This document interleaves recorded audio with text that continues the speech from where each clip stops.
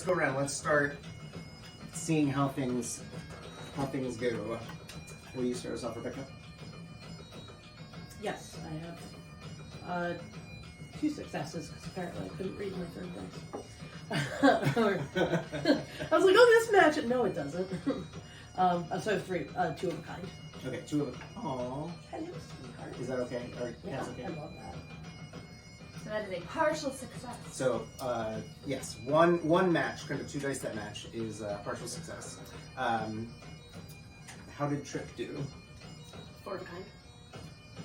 Okay, and 4 of a kind is, I believe, a crit. Mm-hmm. I got 2 of a kind. Okay, so, okay. So 2 partials, 1 crit. Also got 2 of a kind. Mm-hmm. So 3 partials and 2 crits. So I also just got a critical success. Okay. So we're carrying this.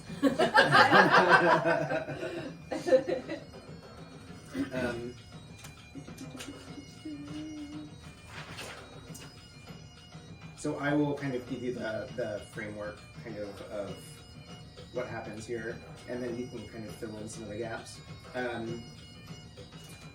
So nobody failed. Partial successes means that you are pushing the gloom back, but maybe not too far or far enough. So I ask those of you who got partial success, you succeed by the skin of your teeth, but what does it cost you? And so let's kind of go around and just kind of narrate. And I guess it's also like just describing like what happened, right? We're playing a gig, right? Yeah. Yeah. So what did your character do? How did they succeed? yeah, How did they fail? how do you What take the And then we stage? can What all does it build on look each like other. out there? Yeah, yeah. So what does it look like when you all take the stage at the Whimsy? How many people were out there? It's the Whimsy. It's where everyone starts, right? Yeah. So probably a pretty decent crowd. Mm-hmm. A decent, open-minded crowd. Like the regular Tuesday night crowd that shows up. Yeah, maybe still a little early in the evening, so like people are still getting their drunk on. Yeah. And they're all kind of like Feedback's in talking. They don't even look at us necessarily when we Yeah. come out, so we have to get their We're attention. we're not what they came here for. How do we get their attention? We enter in bubbles.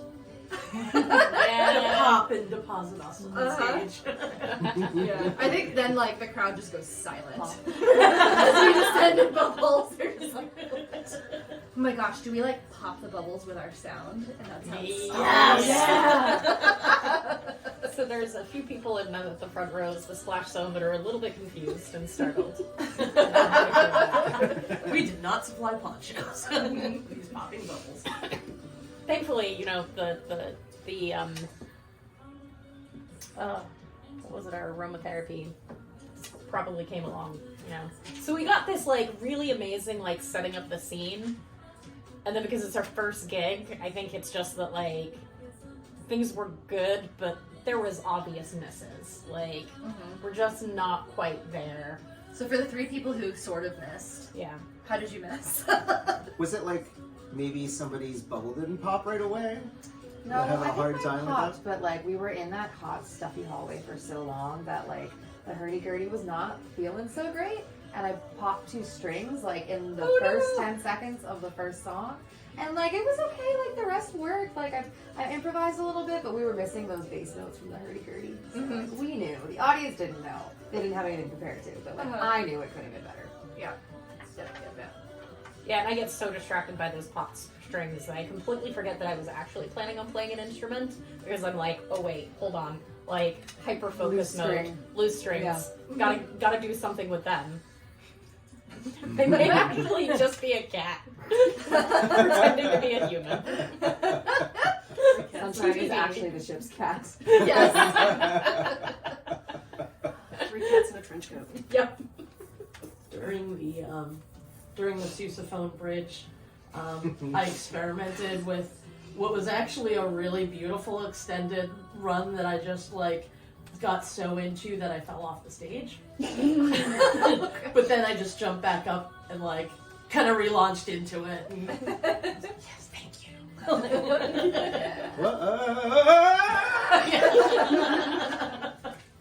my gosh, I think that my critical success is that I actually replace the 2 strings with my voice. So I start like jumping back and forth between singing the vocals and like filling in the gaps in your hurdy-gurdy.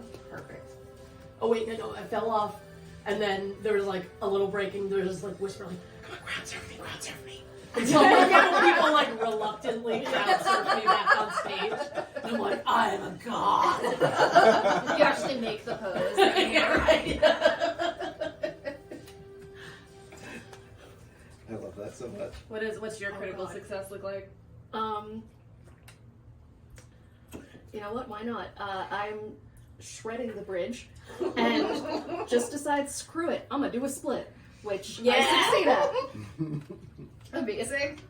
Sounds like we did pretty well, honestly. I just want to make a note that I remember that there was a sousaphone split. During the sousaphone bridge. Yeah. And I think we can rest assured that people will be talking about this Yes. performance. Yeah, I think we have entered the scene exactly the way that Truth would have preferred. Yes. Yeah. Confusingly. But boldly. But boldly. Yes. I recover by taking those strings and sort of cat's cradling them and like blowing through them, and they make this like nice eerie undertone right at the end. Sounds almost like a theremin. It's a theremin after all. DIY theremin.